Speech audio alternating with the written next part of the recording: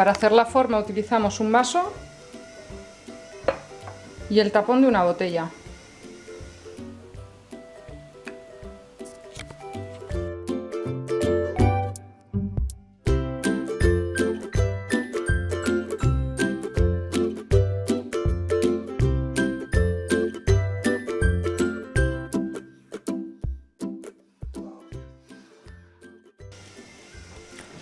Los recortes que nos van quedando los volvemos a utilizar, lo volvemos a amasar y volvemos a hacer más.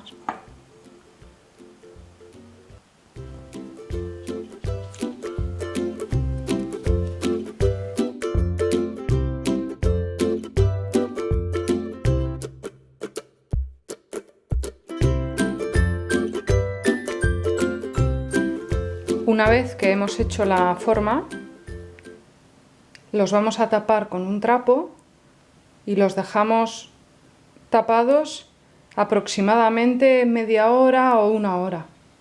Y después ya los vamos a freír.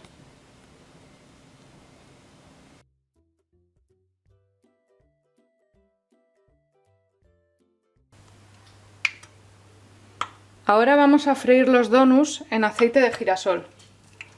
Tengo el aceite caliente y los vamos echando.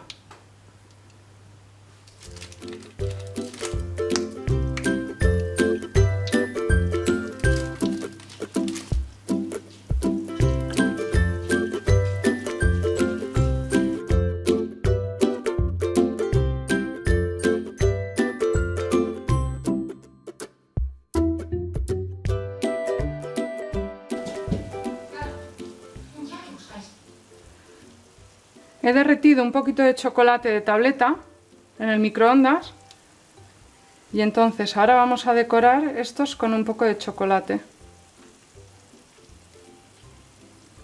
Les echamos el chocolate por encima .